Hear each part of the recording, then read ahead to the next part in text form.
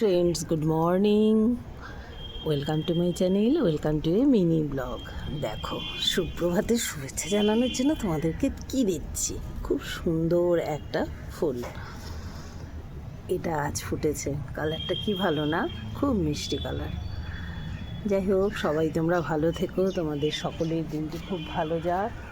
ভীষণ রোদ ওঠা, সকাল থেকেই একদম ঝকঝকে তকতকে একটা দিন। খুব রোদ উঠেছে চারদিকে, একদম মনে হচ্ছে যেন দিন কাটানোর সমস্যা হয়ে যাবে। আমাদেরকে আসলে প্রকৃতি একেবারেই নাজেহাল করে দিচ্ছে। কখনো বৃষ্টি এমন দিচ্ছে যে একটু ঠান্ডা লাগছে, আবার তারপরেই এত অসহ্য রকমের একটা গরম।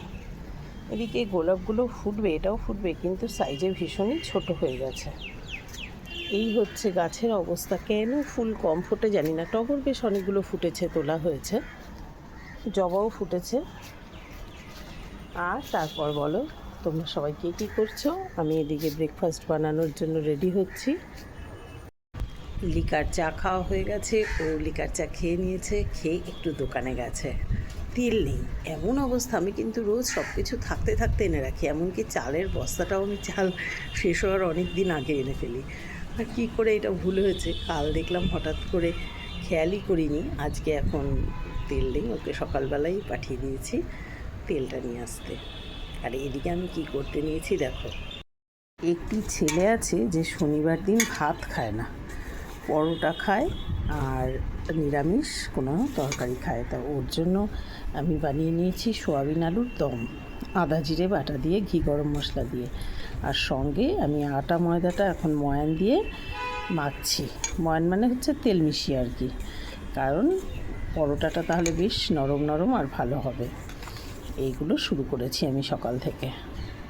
লাঞ্চ বানানো আমার আজকে কমপ্লিট। এদিকে একটা শোল মাছ নিয়ে এসেছিলো, ওর আর আমার জন্য শোল মাছের ঝোল করেছি, কারণ আর কেউ এটা খাবে না, বাবু খায় না শোল মাছ।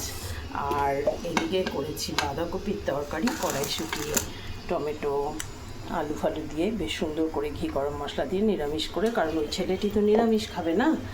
আর এদিকে হয়ে গেছে ভাত, এদিকে হয়ে গেছে মুগ মসুর মেশানো টমেটো দিয়ে ডাল, আর এদিকে করেছি অমলেটের ঝাল।